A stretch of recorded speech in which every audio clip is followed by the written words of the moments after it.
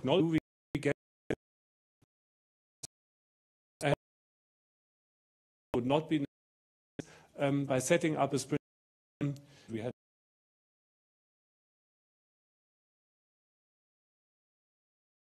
the experience exchange with Zeiss end of the year in Jena, and we saw that there are many similarities even in team size and in challenges. And this shows us that we are on a good way, also on a good way to improve. And Andreas Schneeble from Accom is working with many companies in a similar situation as we are.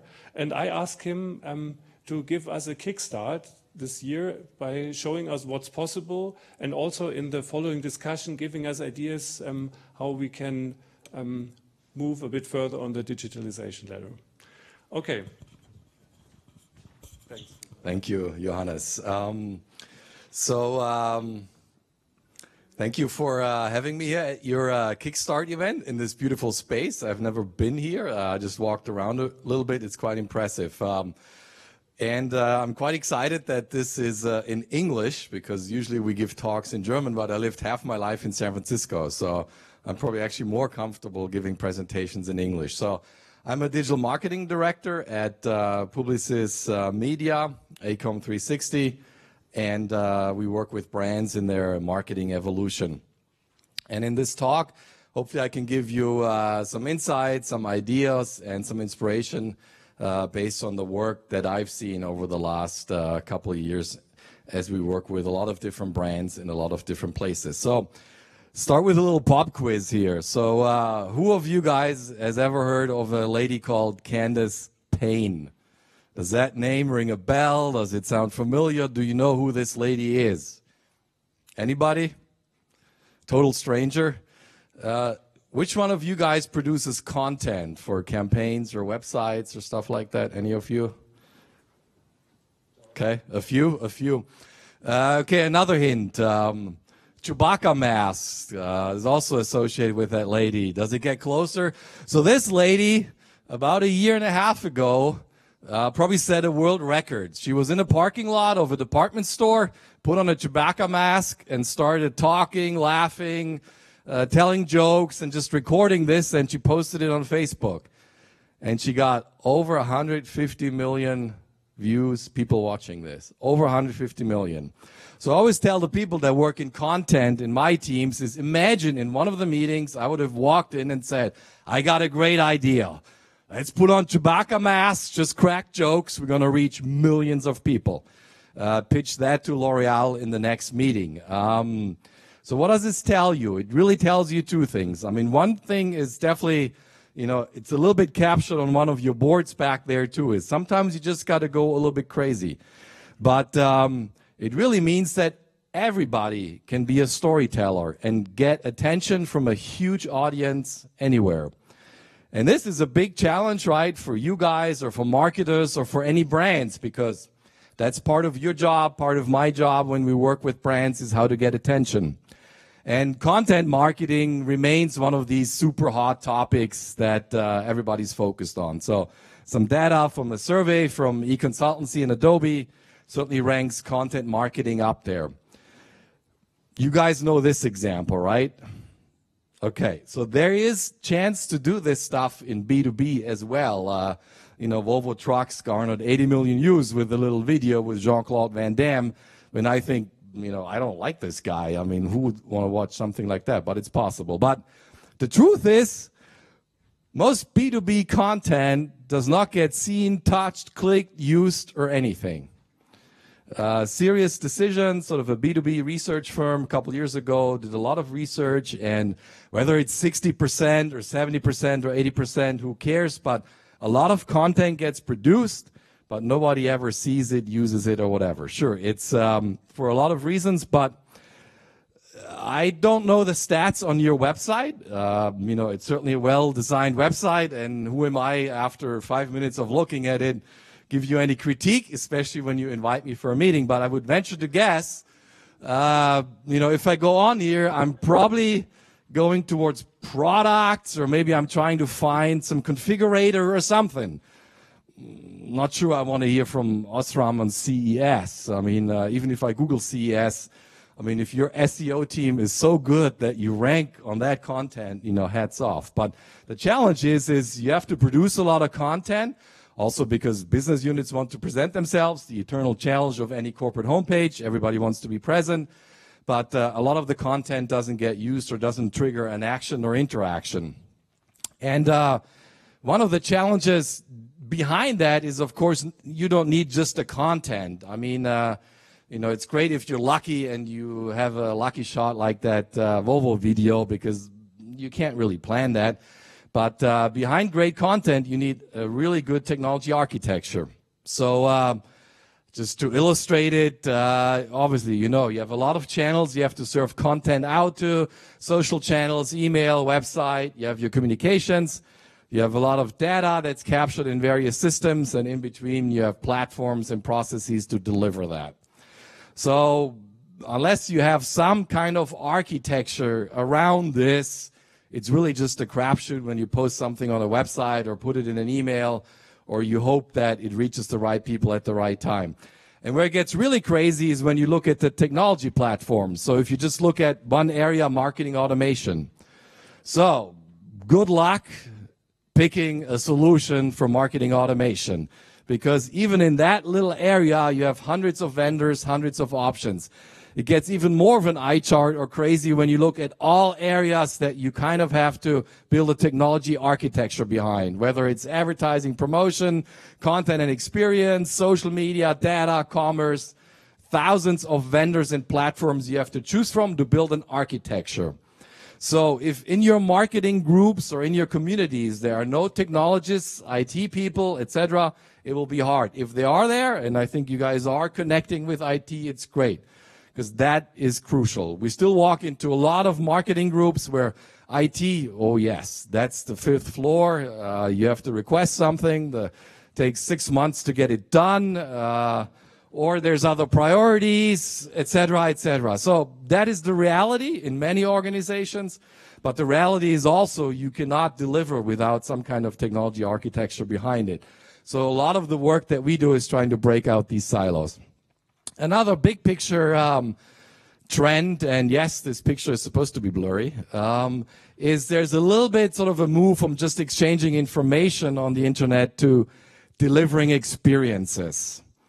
So now here's a music test. Who likes ABBA in here? Yes, okay. Who's not afraid to admit they like ABBA? Great. So these guys announced, right, they're going on tour again, but not in real life. They're going to do it in virtual reality. Alibaba delivers shopping experiences to enable Chinese consumers to shop at Macy's in New York, right? And of course, in the B2B space, there's also lots of different applications of augmented reality. In the perhaps service and maintenance space, lots of other use cases. But basically, the same challenge remains, just like with your content on your website. If your brand's not relevant, it ain't going to be relevant in virtual reality or whatever technology you put in front of it. Because this is also sort of a disease of marketing. The distractions are enormous. I mean, you open the news feed and you have 3 new technologies you want to play with. But, in the end, if you're not relevant, none of these technologies are going to help you. So you're not going to sell more sofas if you put some fancy virtual reality app out there if nobody knows your brand or cares about it. Data is another one of those sort of very interesting, things. You have a lot of data from your systems, from your own CRM systems, if you have those, from websites, from analytics, from marketing and communications that you do. But sort of the big picture trend that we look when it comes to data is all this sensor data. And this is, of course, also a business implication for Osram. But from a marketing standpoint, right, we're entering an age where there's an unbelievable amount of sensor data available from smartphones, whether it's an Android phone or an iPhone. There's numerous sensors on these phones capturing all kinds of data. And lo and behold, even apparently from a wireless signal, you can detect emotions. So be careful, of that Wi-Fi router that sits in your meeting room. Maybe that router can tell if everybody's happy or pissed off about the results. But what does that mean? So it's less about the data It's more about the context. So data is great. Lots of companies have lots of data, but to actually do something with it, that is the really hard challenge. So the way we look at it is increasingly the task of marketeers or IT is to start to build profiles where you can really truly understand a consumer.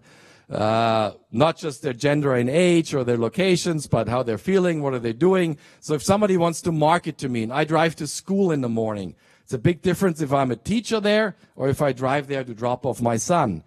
Or here, take this as a case example. So here's Robert, lives in Düsseldorf, has a young son, is searching for a vacation with his family and some travel. Or maybe next weekend he's in Munich, ready to stream an FC Bayern match with his buddies. So if I'm talking to Robert in terms of communications, interaction, marketing, sales, it's a world of difference. Where am I talking to him? So it's not enough to just have Robert's email or know that he's 30 plus and has a kid. You have to know all the context that you're trying to reach him at. And increasingly, a lot of these communications and interactions are happening on messaging platforms. So I'm pretty sure nobody in here is not using WhatsApp. But when you look at active users on social platforms, sure, Facebook and YouTube are still up there, but nevertheless, you have 4 messaging platforms, among the top platforms being used, and some of them, like WhatsApp, even getting to levels of YouTube, second biggest search engine on the planet. So what you do on those messaging platforms should be consideration in any sort of activity or initiative or plan that you have around. Because increasingly, it's not just, sharing the latest funny video in your family group. It's moving from just social conversations to conversations between businesses or a business conversation. And of course, naturally, the application providers, WhatsApp, launching WhatsApp for Business. Apple is focusing on that. So you need to think what, when, where, and how are there potentially some use cases to interact on messaging platform. So if you've been around in digital for a while, I'm sure you remember the hype back in 2009, the iPhone apps. It was all about apps. There's an app for that, I think was even the tagline. So it was build apps, build apps, build apps. You have the same kind of hype right now, I would say, about robots and chatbots. And yes, while it is a hype, and yes, while there's a lot of examples out there where the interaction is a lot of awkward, certainly a to-do for any of you, any of us, or any brand that we talk to is, okay, on a messaging platform in the area of sales or service or support, is there a meaningful interaction that could be better handled on a messaging platform? Because that's where consumers already are, and that's increasingly also where businesses are trying to figure out how to serve consumers. And this is all under a sort of longer-term trend that's kind of been coined a couple years back, conversational commerce, meaning that commerce transaction moves more along the conversation of an agent talking to a bot, talking to maybe a live agent where, let's take the example of you're buying Nike sneakers. You can go to the website, Nike.com. Okay, men, blue, this size. 10 clicks later, you're in the category of what you like. Well, alternative would be, hi, here's Nike. Andreas, what do you like? Well, I want a sneaker, blah, blah, blah. Or maybe even send in a picture, and the bot responds back to me, and it starts a conversation to initiate a transaction potentially down the line. So this is early stage, but now I would say is a little bit the time to think about that, and if that is a meaningful interaction point, and if so, what to do on that platform.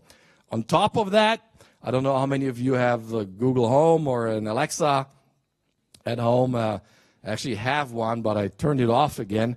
It's a very interesting sort of debate, I would say, whether or not this will fundamentally change how brands interact, or this is just sort of a waypoint. But clearly, you have to pay attention to how you interact from a voice standpoint as a brand, because perhaps in a lot of areas, whether it's health or commerce or news or content, these things will become a first point of interaction on consumer journeys. So you have to think about that. And of course, the vision of the big tech companies is that a lot of that is enabled by some artificial intelligence platforms in the background. Now, I would say the player that I probably pay most attention to is, of course, Google and Facebook dominate the digital space. I mean, if you do anything, whether it's advertising, etc., those two platforms are it. But Amazon is super interesting, really emerging as a major player also in the digital advertising space because they have platforms and products along the whole purchasing cycle. In the US, they're doing really interesting things like Spark. I don't know if you heard of that. Think of it as Instagram that is very shoppable. So it's a product feed from Amazon Prime members with pictures. And if you like something, on the bottom it tells you, hey, there's 3 items available. Click here, buy. Because it's within the Amazon ecosystem, it's of course much quicker to shop in it than, let's say, Instagram, which Instagram also wants to do. But so they're still small. I mean, if you look at the advertising revenues of Google or Facebook, Amazon still pales, but nevertheless, they're growing rapidly. And it's an ecosystem you need to pay attention to, because I'm sure for many of your potential consumers or customers, I don't know the stats, but let's say a large portion of them, this is where their consumer journey starts. So the very first impression they ever have of your product information, of your engagement, etc., will be maybe on Amazon, not necessarily on your own web properties. So this brings me kind of to, I would say what right now is perhaps a little bit the center point or the holy grail of marketing. It's really a customer-centric focus on the customer experience. And in essence, all it means is that marketing, sales, product, all kind of are intertwined around this concept of customer experience. We do a lot of work with brands around really analyzing consumer journeys, customer journeys, from awareness all the way down to purchase. And of course, there's sort of the typical steps along the way. And I would say what we focus very much on is in the center. What are really the motivations and the triggers for somebody to move along the journey? A good example would be buying socks. So if I'm on the way to the airport, important client meeting, and I realize, oh shit, I forgot some good-looking socks. That's a whole different motivation or trigger than I'm sitting at home and Junior or myself need new socks for skiing or whatever.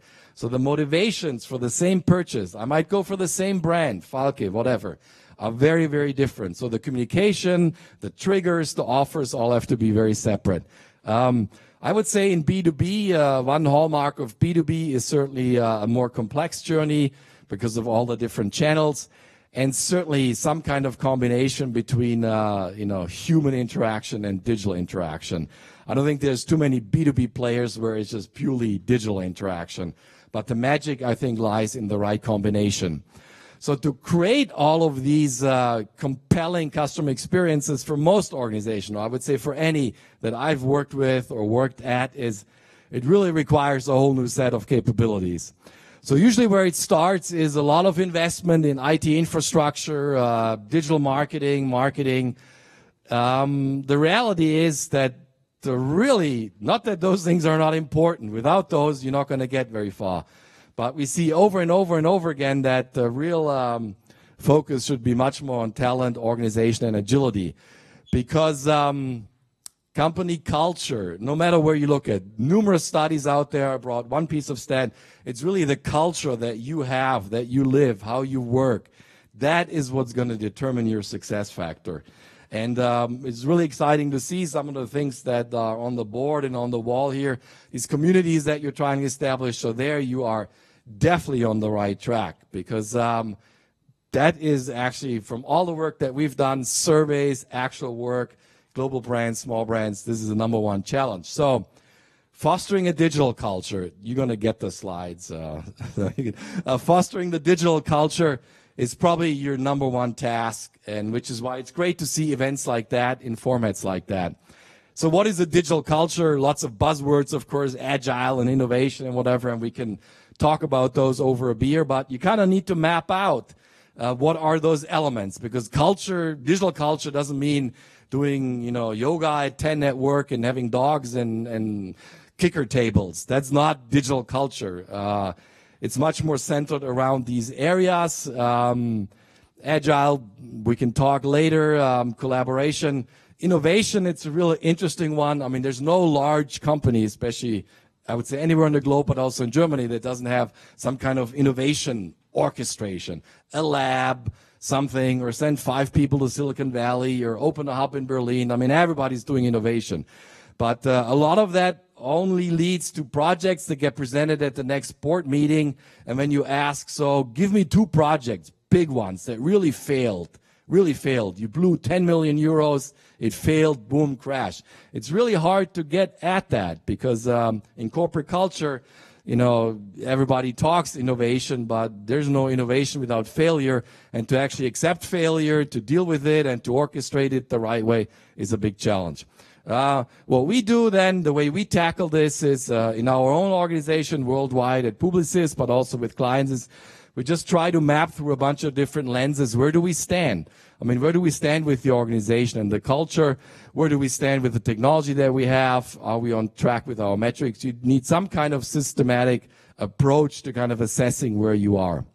So that was a very fast impulse talk. And the key takeaways I would summarize as this. So definitely take some systematic way to assess your capabilities. It's great to say I want to do this or that or 5 initiatives or I have lots of ideas, but you really need to map your capabilities against that and then try to build them. Culture. I can't say it enough. It's easy to talk collaboration. It's very hard to live that. I think your marketing stat, so either IT is your best friend or should be your best friend, or they're working with you, sitting with you, or you hire more technology knowledgeable people into marketing, because without that, it's very hard to deliver customer experience. Experiment, be curious. Easier said than done, but there's really a huge need to test and try. Sure, you got to get the basics right. It's also a mantra that always gets preached, so don't run around and do chatbots or think about VR if you don't have a website that works. But nevertheless, if you wait too long on some of these new touch points, they're going to be there before you have some kind of solution. And most importantly, there's no such thing as business transformation. It's an ongoing evolution, and it always starts with yourself. That's it.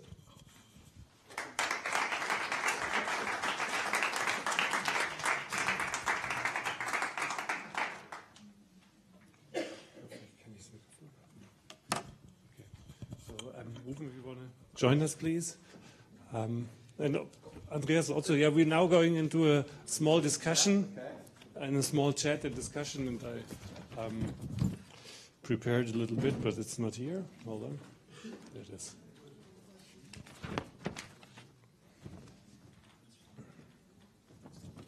Okay. First of all, I would like to introduce Ruben Steinfeld from the Do School in Berlin, and he supports us in the topic of get a do mentality to get things done. As we also saw in your key takeaways, what is the personal transformation of ourselves and actually bringing things into action. And maybe, Ruben, if you want to give a very short introduction into what you do and also what you see with other companies in similar situations as we are. Wonderful. Thanks for having us after 2 long days. A lot of people in the room only can stand seeing me again by having a beer, I can tell. But thanks for having me for another evening session. What we do at the Do School, very briefly, in a nutshell, it's helping teams and individuals get from idea to action. So we do that with impact entrepreneurs, as we call them, all around the globe. We do that with large, important organizations, most of them companies, some of them non-governmental organizations or charities, some of them governments, some of them international organizations like the United Nations. But it's always about how do I tackle the most important problems that we're facing as an organization and often also as a society, develop solutions to them, but crucially then, how do I get them on the road? And that includes not only being innovative and coming up with the right ideas, but developing the skills, the mindset, and the culture in an organization that then really gets those results on the ground. Very good. And Ruben, you work a lot with small startups, social startups, working on great new ideas to make the world better someplace. And how does this daily work with young entrepreneurs and startups change or changed in the last 4 years? You work in the Do School, or you founded it. Your personal collaboration style, and also your personal way to work. Addressing the part, how did you transform in the last years? Mm-hmm. I think it's a really good question to reflect for myself, but also how it affects the work that we do. And I think referencing a little bit the topics that you mentioned, it goes back to the last point with transformation starts with yourself. I think the one thing that you get from social entrepreneurs, but also just startup entrepreneurs, is a relentless sense of self-responsibility, because they're at the stage where if they don't do it, and they don't do it all, and they don't do 120% of it, it's all going to fail. There's no safety net. It's just not going to happen, right? So not giving 120%, if you know what needs doing and you're not the one doing it, no one will, and it will fail. And by the end of the week, you might be out of cash. And that security, that lack of security net, really drives you to be relentless to some extent also with yourself. It also drives some of them to the point where you shouldn't get, which is sort of like complete self-exploitation. So somewhere there's a healthy line, but obviously in large organization, there is a safety net. There's both a sense of, well, if I don't do it, somebody else will pick it up, right? But there's also a strong sense of, well, I think this should change, but here there's so many obstacles, and I haven't gotten everybody who should say yes to that. And so there's a lot of reasons not to do things, and a lot of reasons to wait, delay, do other things first that are safe, that sort of like everybody expects if I do them, or maybe where nobody then can criticize me if I've done them because they're the official part of my job description. So it changes how willing you are to take risks. And I think for me personally, it's something that whenever I still meet those people, or even just on a day-to-day level, sometimes if you're looking at something that's harder to do, that's more uncomfortable to do, that's outside your comfort zone, it helps me sort of like re-emphasize, really focus on self-responsibility.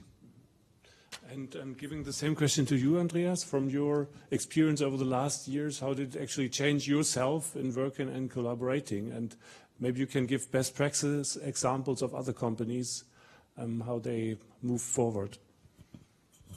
I'd say a couple of points. So really important is to, first of all, admit to yourself that you don't know everything. Things are changing incredibly fast. Marketing is a challenging discipline, sales, commerce. So you have to accept the fact that, okay, maybe you're no longer the smartest woman or guy in the room, and that's okay, because I don't know any organization who's going to have hundreds of data scientists, artificial intelligence experts, or all this expertise you need to get done. So it's some recognition, acceptance around that. And then secondly, I'd say is a different way of working. It is not so much, planning the year out and having 5 grand plans and big ideas and lots of PowerPoints. It's really more, okay, so whatever team you're on, what can you get done in the next 3 days, 3 weeks, or just this month? Just picking small incremental steps, recognizing that maybe it's only 80% there, but you get more towards a viable product, or its progress. So I used to spend a lot more time drawing up grand plans, presenting them to boards when I worked for large corporations, Oracle, Levi's, etc., or large companies where we would develop plans for CMOs. Now it's much more about small collaborative teams, quicker plans, accepting that maybe out of the 10 things, only 5 will work out, but that progresses you, and just going about it in that fashion.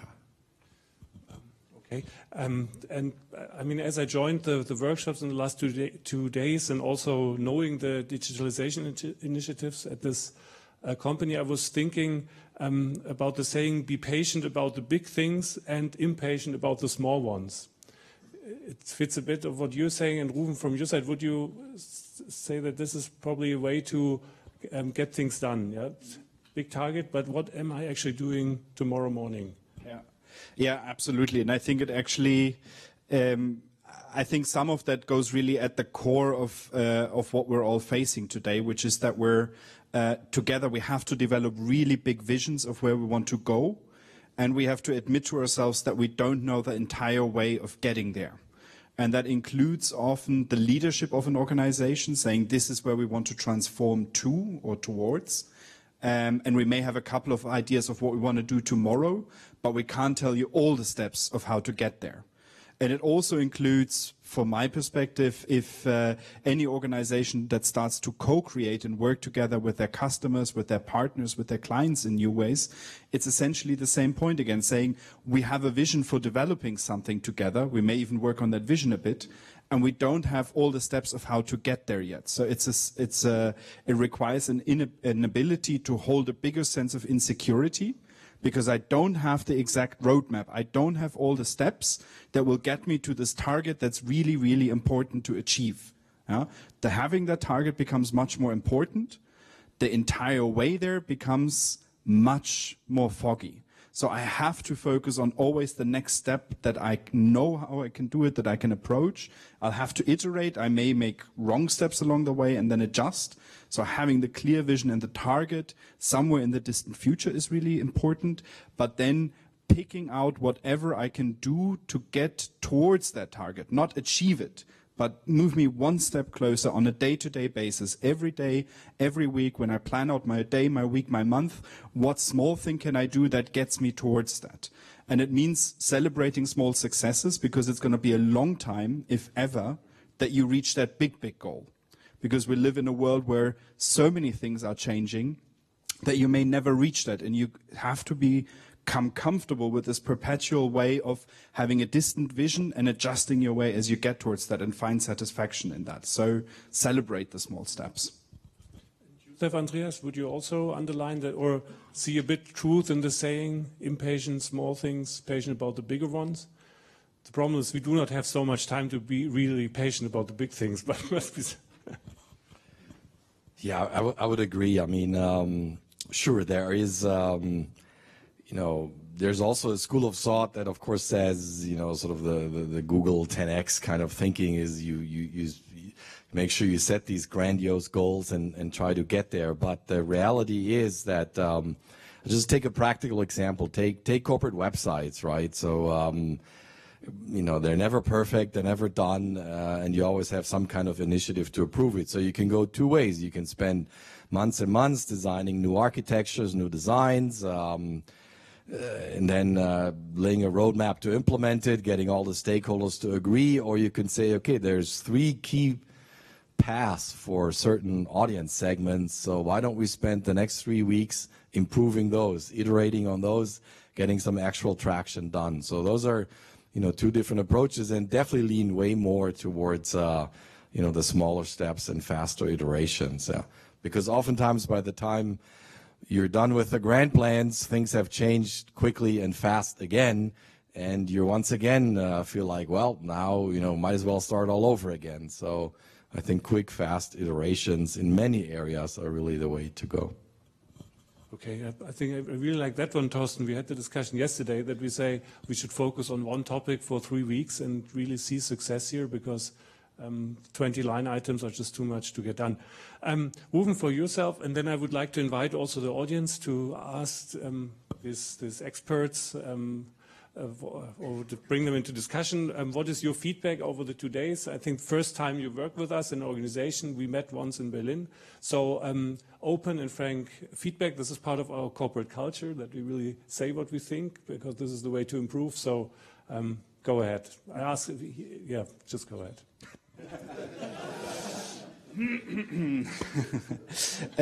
Well, first of all, I think I really enjoyed also what you said in terms of community and culture, and I think there's your guys are at a really exciting starting point, right? I think having big goals, having big visions for what should transform is the right ambition. realizing and recognizing that any such change can only come from individual people is the reality of it, right? And my strong recommendation would be, and my big hope after these 2 days is that the people that I got to work with, or that we got to work with over the last 2 days, recognize really how amazing the resources are that they had in the rooms with each other over the last couple of days. So the capacity and the capability, if you guys collaborate and push stuff forward together, how much potential there is to become nuclei for change within the organization, right? And that's a very daring role, because it means putting yourself out there. It means also for oneself, for the group that you're working with, and beyond that group, communicating very, very ambitious targets and committing yourself to them, and then celebrating successes, talking about those and growing those communities. And I think you guys are basically, after the 2 days that I had with you, I had the feeling the two communities, they stand at the top edge of a cliff, and I really, really hope they jump and take that leap of faith.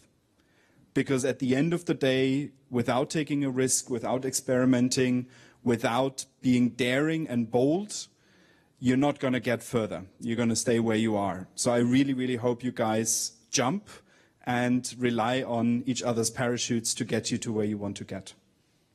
And the next months will show that. Perfect. Thank you very much. Thank you both for coming, but I would like to open for discussion or questions, or is there any immediate comment? If not, we can move it on to our beer session, and where we also share a few results on the right-hand side, so maybe this also would be a nice area to. But are there any immediate comments? If not, I would keep it short. Okay. Then last slide, and this is highlight today. First time ever in this event series that we already are able to announce the next event, and it's called we say it's the topic social media in B2B context, under the lead of Christoph Wolking from CPE, who's our social media master in the company. And we will, it will take place at the 26th of March, and there will be official announcement, etc. coming. And the second highlight is this is the first time we broadcast to our US colleagues. Hello, Andreas Eisner, he's there as test user through YouTube. We tried it with Skype, this didn't work well. This is now a secure YouTube channel. And Daniel Filk, thank you very much for bringing your equipment and supporting us in this event. Hi, Andreas, how PIM integration is running well, and safe trip back. Okay. Then, Sarah, thank you very much for organizing it in a perfect way again. And now have a nice evening and some drinks on the right-hand side. Thank you.